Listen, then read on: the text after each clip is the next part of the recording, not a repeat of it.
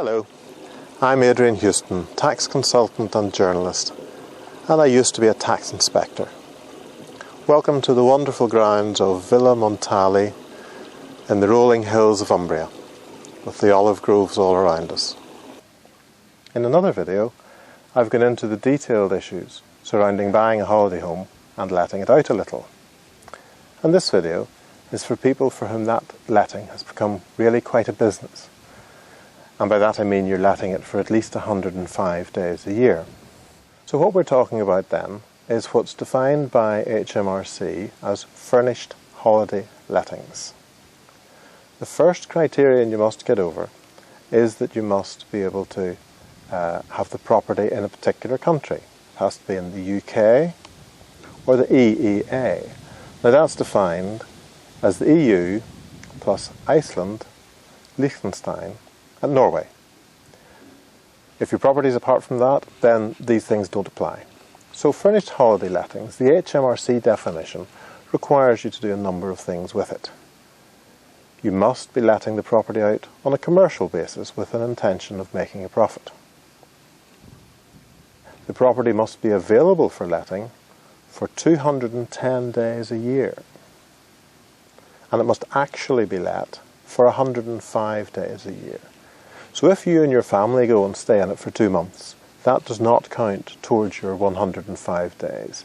These are limits set down by HMRC, and they are new limits which they only came in 2012. So why should we be interested in furnished holiday lettings? Well, the reason is because there are some really quite generous tax reliefs available. There are reliefs, for instance, when you sell the property.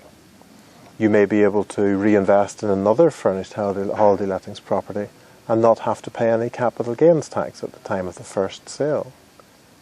There's also a very generous entrepreneur's relief, which means that instead of paying capital gains tax at the top rate, which is currently 28%, the maximum capital gains tax you pay is just 10%.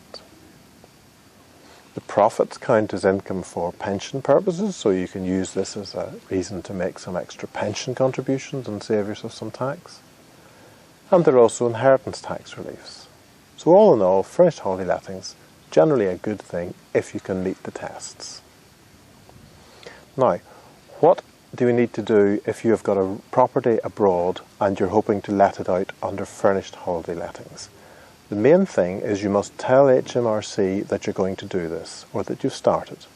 For that, you use Form SA1 to register and basically to agree to send in a tax return every year. So, as I say, a lot of generous tax reliefs available if you can meet the test for furnished holiday lettings. If you can't meet the test, you still have to file an annual tax return if you're renting out a property abroad. But by meeting those tests, you will fill in slightly different pages, but you get access to all those generous tax reliefs. Do remember that you can only claim those expenses that are appropriate to the letting side of the business. So, for example, if you lived in the property 6 months a year and let it out 6 months of the year, you couldn't claim more than 50% of the expenses.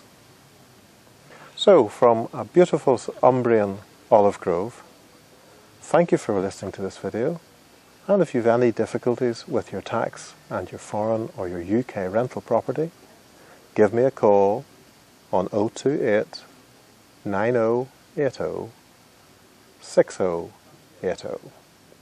As the owner of a furnished holiday let, I have a personal interest in this as well as a professional expertise. Thank you.